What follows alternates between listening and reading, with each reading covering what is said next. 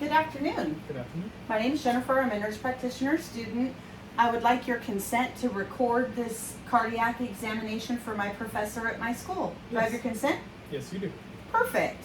All right, to begin the cardiac exam, first I would make sure that the patient is in a supine position. I would measure his right arm blood pressure, and then I would have him move to a sitting position, and I would measure his right arm blood pressure, and then after that I would measure his left arm blood pressure, but then take a look at them and make sure that there's not a 10 milligrams of mercury difference between them. If there is, then it could be a significant finding for possible arterial stenosis. So it might warrant further investigation if there's too much of a difference between both sides. So after I did that, first I would have washed my hands. Step back to walking in the room when I introduced myself. Next, I'm going to start with a visual inspection of the neck. I'm going to take a look and see if I can see just any pulsations from his carotid arteries, any heaves or lifts or anything like that. I am not. So then I'm going to have him kind of move back down to a 30-degree position. And so I'm going to have you turn your head to the, no, there you go, thank you. Turn his head to the left. I'm looking, with the head turned to the left, I'm assessing his, for jugular vein distension. Go ahead and move your head to the right, or left now. And I'm looking for JVD, and I don't see any on either side. Now go ahead and put your head straight forward. There you go. That's perfect. Nope, not. There you go. Thank you. And this is where I would be assessing for jugular vein pressure. To do so, I'm looking to see where I can see pulsations. And I see it right about here on his neck.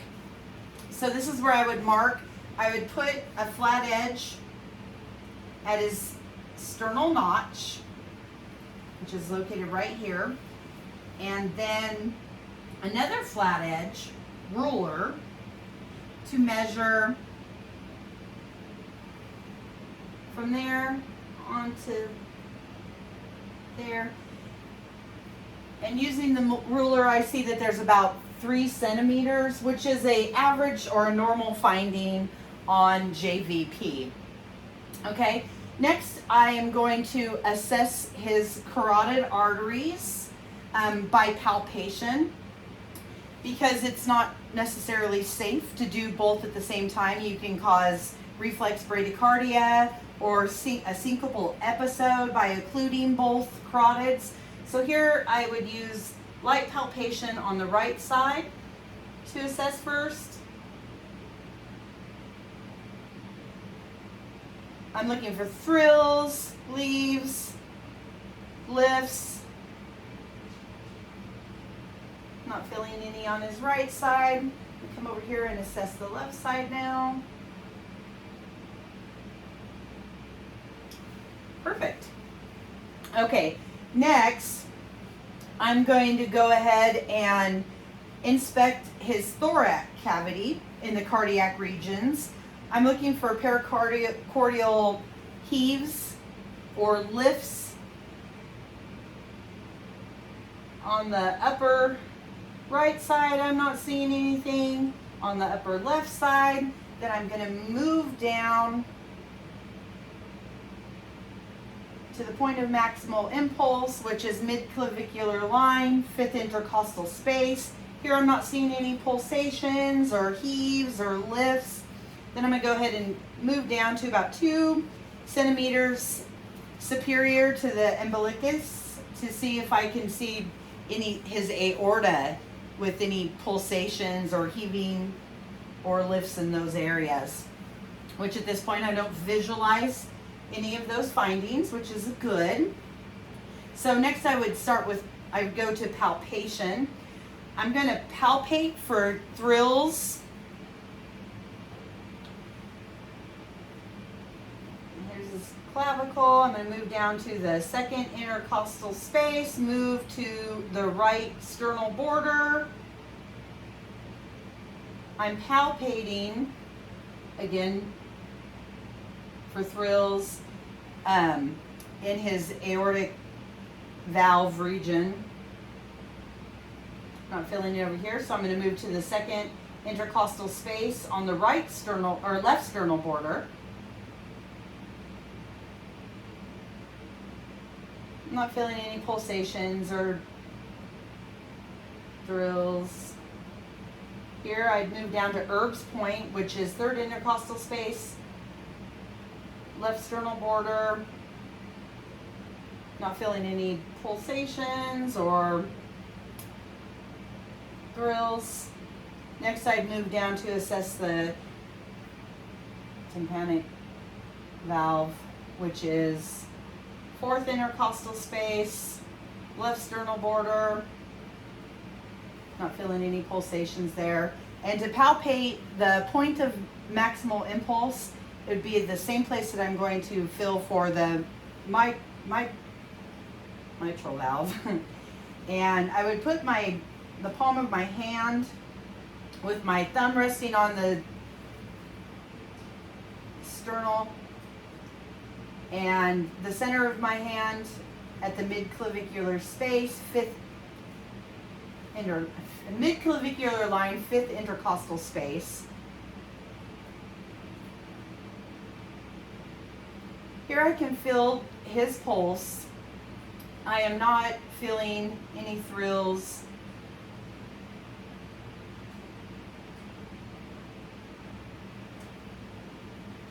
All right. So then I would go ahead, since I'm on the palpating, and I'd move down to his aorta. His aorta is located 2 to 3 centimeters above. I'm going to lift your shirt up for this part. Is that all right with you? Okay.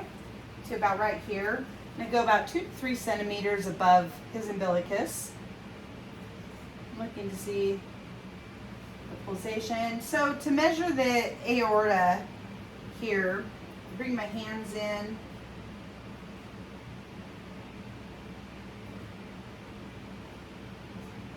Three centimeters approximately would be a normal finding, which is about where I'm measuring his aorta pulse to be. Okay, next I'm going to auscultate. I'm going to start on the right side of the thorax. I'm going to assess the aortic valve first. I'm going to listen with my diaphragm and see if I can hear any high-pitched sounds.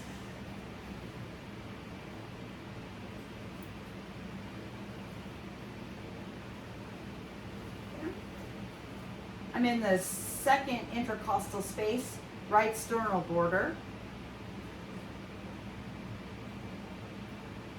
And I hear S1 and S2 with no extra heart sounds, no murmurs, no rubs. I'm going to go ahead and listen with my bell.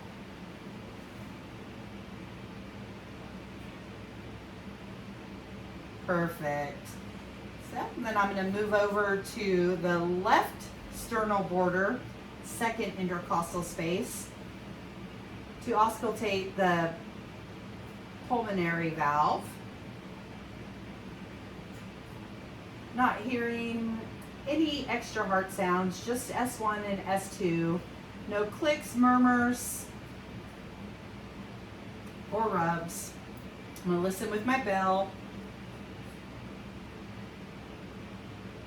And I'm not applying, while I'm listening with my bell, I'm not applying too much pressure, because when you apply too much pressure, you can create a seal that actually will give you more of a diaphragm assessment than a bell assessment. So here I'm going to move down, staying in the left sternal border area. I'm going to go down to the third intercostal space. I'm going to assess with my diaphragm. I'm listening to Erb's point right now. And again, I'm not hearing any extra heart sounds, clicks, murmurs, or rubs. I'm going to assess Erb's point again with my bell. Perfect. Then I'm going to move down the left sternal border to the fourth intercostal space. Listen with my diaphragm. I'm assessing tympanic valve. With my diaphragm, switch it over, no extra heart sounds, no murmurs, clicks, or rubs. S1, S2 present. And next I'm going to move over to the midclavicular line, fifth intercostal space, which was the point of maximal impulse, but also it's known as the apex of the heart where you can assess the mitral valve. I'm going to listen first with my diaphragm. S1 and S2 present. Normal rate and rhythm. No extra heart sounds, no murmurs, no clicks, no rubs. Now I'm going to assess with my bell.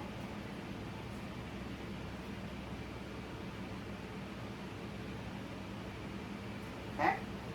So I've assessed the whole precardial region. I'm going to, again, go back down to the aorta, listen for any thrills, little bit above 2 centimeters above the umbilicus. I'm assessing with my diaphragm for any bruits. And now my bell. No bruits are auscultated. Okay, so next I would move to the peripheral examination, the peripheral vascular part. So I'm going to assess the color of his skin. He looks pink. He looks warm. He is warm and dry. I don't see any moisture, diaphoresis.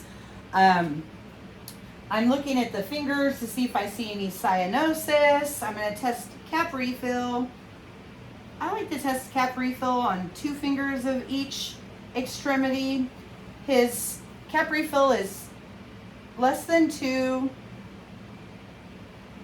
What that tells me is that his circulation, now I'm going to go ahead and check his toes, his phalanges for cap refill. I'm going to test 2 toes on both sides. And his cap refill is less than 2 in bilateral upper and lower extremities. I don't see any clubbing or cyanosis to his phalanges. I do not see any edema. Do you ever notice any swelling in any of your lower legs or any other parts of your body? Not at all. Okay, perfect. So what I'm going to show you now is I'm going to start the pulse assessment. So I would start on the right side. Actually, I'll do both at the same time because it lets me see if there's any differences in what I'm feeling. I am assessing his radial pulses on his right and left arm. The heart is beating equally on both sides, symmetrically. So then I'm going to move up to his brachial arteries here.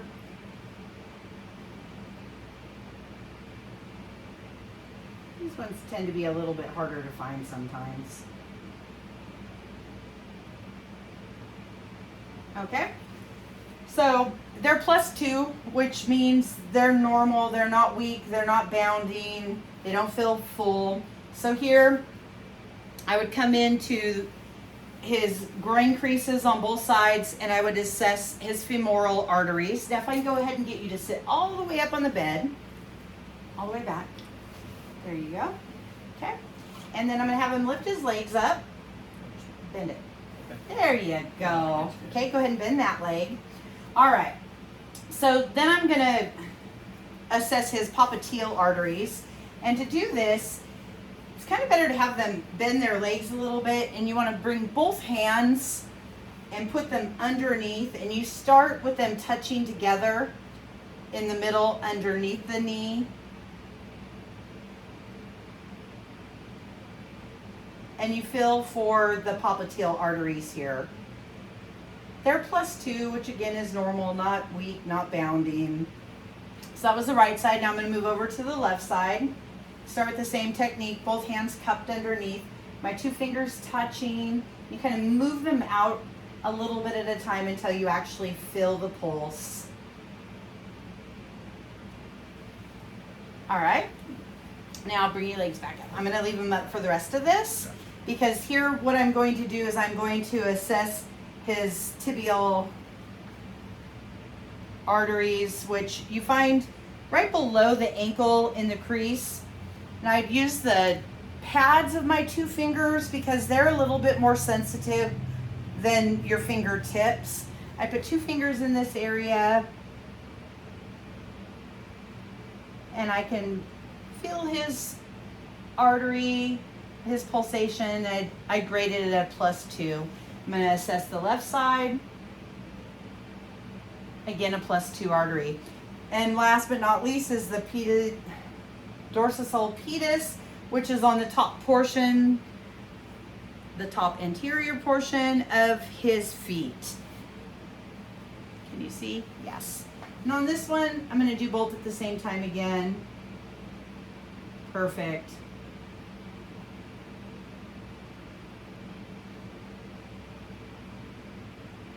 And they're +2 as well. All right, so after that, I'm going to wash my hands. And that's going to conclude our cardiovascular peripheral vascular assessment. Thank you for your time. Thank you very much.